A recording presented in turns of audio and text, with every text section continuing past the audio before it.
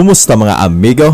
Sa wakas hindi na nabigo ang Lakers fans dahil nakakuha na ng bagong sentro ang Lakers matapos maklear ang waiver ni DeAndre Ayton ay agad itong nag-commit sa Lakers for 2-year $16.6 million na may player option sa pangalawang taon.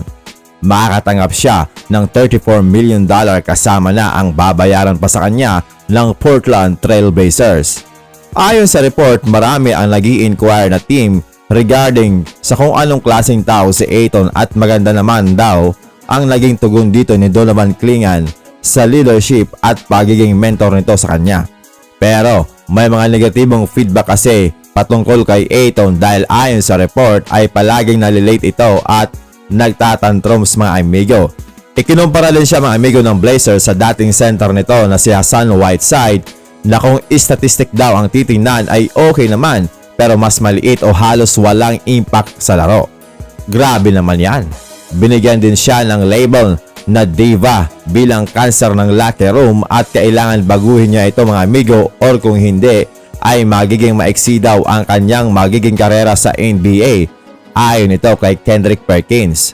Well, ang pag-join sa Lakers ay may dalawang pwedeng kahihinatnan lalo na sa massive media coverage. If maganda ang kanyang paglalaro at mag-jive pa kay Luka Doncic plus mawala pa ang attitude na sinasabi ng iba, ay biglang aangat ang kanyang value. Pero kung mas lumala at humina pa ang performance, pwedeng matapos agad nito ang kanyang karera sa NBA. Si Ayton ay nag-average ng 14.4 points, 10.2 rebounds, 1.6 assists while shooting 56.6% from the field. Ngunit 18.8% lamang ito sa 3-point area last season dito sa Blazers. Bagay na bagay si Ayton sa laruan ni Luka dahil sa magiging easy lob target ito sa pick and roll play. Kailangan lang din ni Ayton maging masipag sa rebound o magdepensa sa loob ng paint at huwag nang manunood ng bola na sumira sa kanya during his Phoenix Suns tenure. Si Ayton din ay ka-draft class ni Luka Doncic at napili bilang first overall pick last 2028 draft at si Luka ay naging third overall pick that time. Mas upgrade din si Ayton kay Mark Williams na nakuha sana ng Lakers sa trade ngunit binawi ng Lakers itong si Dalton Knecht at mas maganda pa doon, walang binitawang asset ang Lakers para dito kay DeAndre Ayton. Kailangan na lang ng Lakers ng isang legit na backup center. Ngunit kunti na lang ang available sa market. Andyan si Al Horford, Jackson Hayes, Bismack Biyombo, Bol at iba pa. Pero may lumalabas na report na nag-i-explore ang Lakers ng maliit na trade para makahanap ng surplus na backup center para dito kay DeAndre Ayton.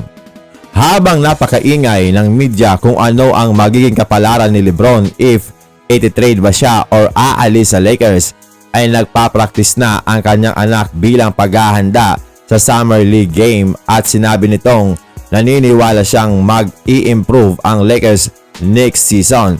Hindi daw siya nagbibigay pansin sa mga nagsisipaglabasan balita patungkol sa kanyang ama ayon yan kay Bron James.